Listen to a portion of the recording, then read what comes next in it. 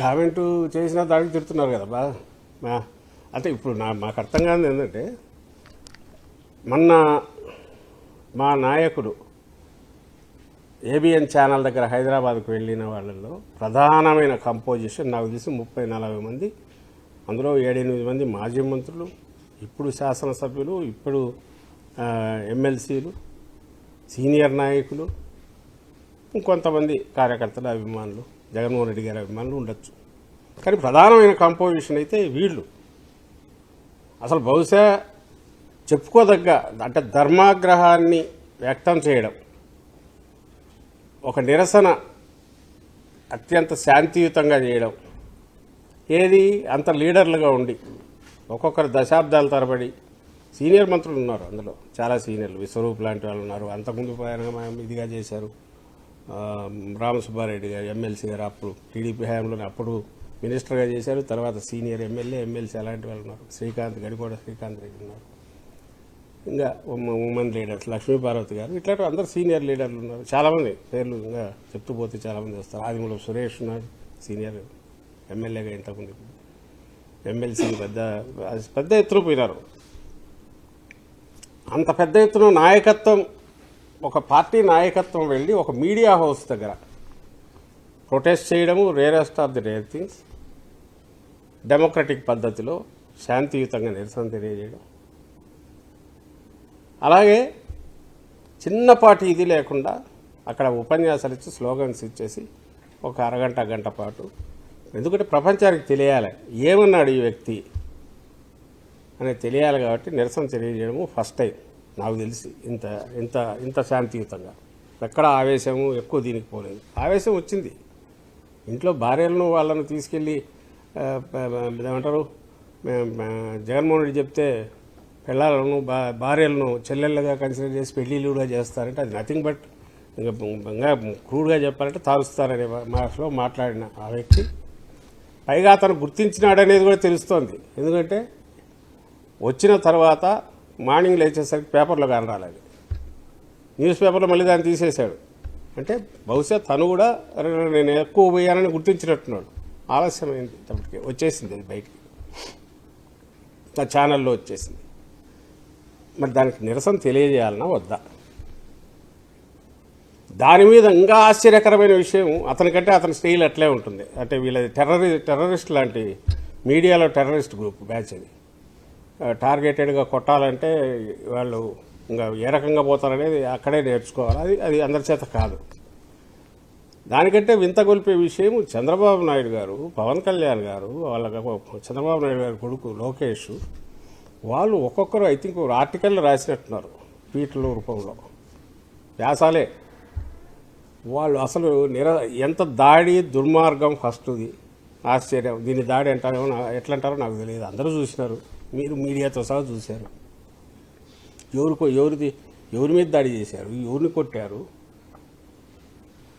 అదే అంతా అద్దాల ఇదే. ఎక్కడన్నా ఏమన్నా రాయబడిందా, ఇంకోటి అయిందా, ఏం లేదుగా.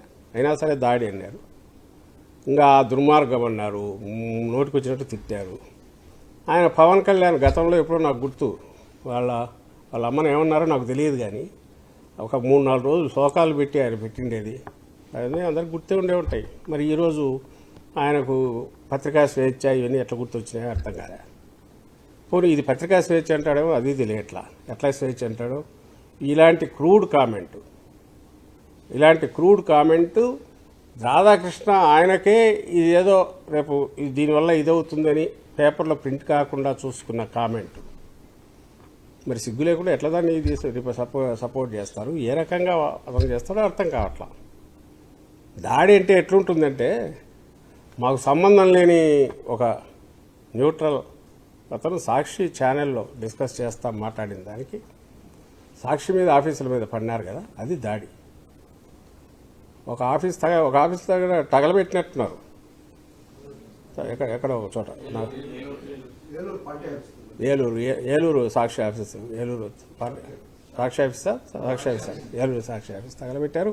మిగిలిన చోట్ల ఇక్కడ ఆటోనగర్ నాకు అన్ని వీడియోలు చూస్తే భయం వేస్తుంటాయి. ఆ లేడీస్ వాళ్ళు వచ్చి గేట్లతో తోసేసి పగలగొట్టి బోర్డులన్నీ కిందేసి తొక్కి, అది దాడి.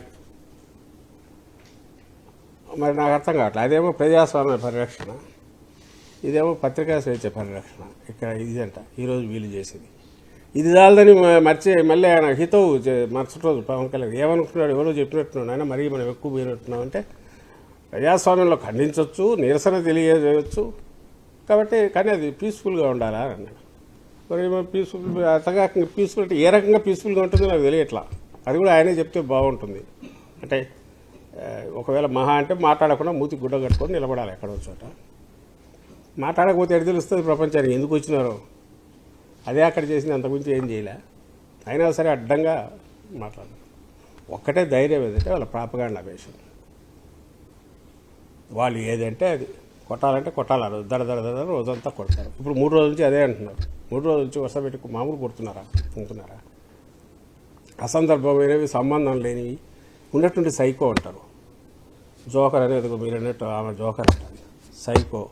ఇంకా ఏమేం పేర్లు, విధ్వంసకారుడు, రాక్షసుడు, దయ్యం, పీడ. ఇవి జగన్మోహన్ రెడ్డి గారికి వర్తిస్తాయా, చంద్రబాబు నాయుడు గారికి వర్తిస్తాయా? వాస్తవమేమో చంద్రబాబు నాయుడు గారికి మోసపోసినట్టు పైనుంచి కింది వరకు కరెక్ట్ దిగుతాయి ఇవన్నీ. అవునా కాదా? ఎందుకు అవునా కాదా? మిగిలినవన్నీ పక్కకు తోసేసిన ఒక్క రాజధాని పేరుతో ఆయన చేస్తున్న అవినీతి యజ్ఞమనండి, రాష్ట్రాన్ని ముంచే యజ్ఞమనండి, రాష్ట్రాన్ని ఇంకా 100 ఏళ్ళైనా కోలుకోలేనంత చావు దెబ్బ కొట్టడం అనండి, అది నిజమా కాదా? ఇప్పుడు పక్క ఆల్రెడీ నువ్వే 45,000, 58,000 కోట్ల కాంట్రాక్ట్లు ఇచ్చినా అంటున్నావు. నువ్వే 2 లక్షల కోట్లు లేనిది పూర్తి కాదంటున్నావు. నువ్వే 50,000 ఎకరాలు ఏం సరిపోతుంది, ఇంకొక 50,000 ఎకరాలని వాళ్ళ మీద పడి ఇప్పుడు లాక్కోవాలని చూస్తున్నావు. ఒకప్పుడు ఇంటర్నేషనల్ సిటీ అన్న దీన్ని ఈరోజు మున్సిపాలిటీ ఇది రాకపోతే అంటున్నావు. ఈరోజు ఎక్కడో చూశాను నేను, ఒక్కొక్కటి 2,000 ఎకరాలు, 5,000 ఎకరాలు, స్పోర్ట్స్ ఒకటి, కల్చరల్ ఒకటి, ఎయిర్పోర్ట్, ఇది రైల్వే స్టేషన్ 1,500 ఎకరాలు. ఊరికి పిల్లలు కదా పేపర్ మీద గీస్తారు కదా, పెద్ద పెద్ద గీతలు గీసి, ఇదిగో ఇది ఇక్కడ ఇది అనుకుంటే ఎట్లుంటుందో అట్లా గీస్తారు. గీసి దీనికోసం వరల్డ్ బ్యాంకు, ఏడీబీ అన్ని దగ్గర నుంచి 1,000 కోట్ల లోన్ లాగుతాడు. అది తెచ్చేసి టెండర్లు పిలుస్తున్నాడు. దేనికి పిలుస్తున్నాడో తెలియట్లా. ఆ రేటు ఒక్కొక్కటి రూపాయిది 100 రూపాయలు పెట్టి రేట్లు పెట్టి పిలుస్తున్నాడు. అది కూడా ట్రాన్స్పరెన్సీ లేదు. ఇవి కాక చిన్నవి అయితే ఆశ్చర్యం వస్తుంది మీకు. నిన్న అదే మీరు మీడియా వాళ్ళు మీరు చూసింటారు, ఆ కరకట్ట మీద 10 అడుగులకు ఒకటి ఆల్రెడీ పోల్స్ ఉన్నాయి, లైట్లు ఉన్నాయి. ఇప్పుడు మళ్ళీ మధ్యలో 5 అడుగులు కోటి ఇంకోటి పెట్టారు కొత్తవి. ఏమంటే ఇవి స్ట్రైట్ ఉన్నవి, ముందున్నవి జగన్మోహన్ రెడ్డి గారు పెట్టినవి, ఈయన కొంచెం ఇట్లా వంచినారు వరుసగా. అందులో కొన్ని వెలగట్ల కొన్ని వెలుగుతాయి. దానికి 5 కోట్లు 5.5 కోట్లు కాంట్రాక్ట్. ఇది కాకపోతుంటే మీడియన్ మీద చెట్లకు మీకు కనపడుతుంటుంది పెద్ద పెద్ద రోడ్లు. డస్ట్ కొట్టడానికి మళ్ళీ ఏదో స్పీడ్ ఇవి పెట్టేసి జట్లు పెట్టి కొడుతున్నారు. ఖచ్చితంగా అదొక కాంట్రాక్టు. ఇంకా నేమ్ ఎనీథింగ్ ముళ్ళ ఆ కంప చెట్లు అవి ఖచ్చితంగా ఎంత తొందరగా విరిగితే అంత తొందరగా మళ్ళీ కాంట్రాక్టు. 30 కోట్లు ఎంతో కొడుతున్నారు. 10 కోట్లు 20 కోట్లు పోతుంటాయి అక్కడ. అవి లెక్క ఎవడు పెడతాడు? ఇదే ఏదో గడార్లు గాలికి పోతుంటే ఏకులు మాగుతుంది. ఈ చిన్న ఎవడు పడుచుకుంటాడు. పెద్ద పెద్ద వాటికే లెక్క తేలకుంటే అడుగు 14,000 రూపాయలు ఇచ్చి చేసిన దానికే లెక్క ఎవడు చెప్పట్లే, మీకేం చెప్పేది అంటున్నారు. ఇంక ఈ చిన్నవి ఎవడు పడుచుకుంటాడు? ఇవన్నీ నామినేషన్ బేసిస్ చిన్న నోటీసులు ఎక్కడో వస్తుంటాయి, చిన్న పత్రికల్లో అక్కడ కొట్టేసుకుంటున్నారు. సిఆర్డీఏ మున్సిపల్ అడ్మినిస్ట్రేషన్ బిల్డింగ్లో తెచ్చిపెట్టాను. ఇప్పుడు కూడా వచ్చిందో లేదో మీరే చెక్ చేయాలి మీడియా వాళ్ళు. 3-4 రోజులు కరెంట్ లేదు, నీళ్లు లేవన్నారు. పోయి ఎవరన్నా చూస్తే మీకే తెలుస్తాయి. అంటే గొంగట్లో కూర్చొని ఏడ వెతుకుతారు లేని అందరూ వదిలేసినట్టున్నారు. పోయి అక్కడ పోయి చూడాలని ఎవరు రానివ్వరు అనుకుంటాను నేను కూడా. ఎవరైనా కెమెరా ఎత్తుకుని కూడా వెంటబడి కొడతారు. రాజధానికి వ్యతిరేకంగా వచ్చినా కొడతారు అంతే. సో ఇది అక్కడ జరుగుతుంది.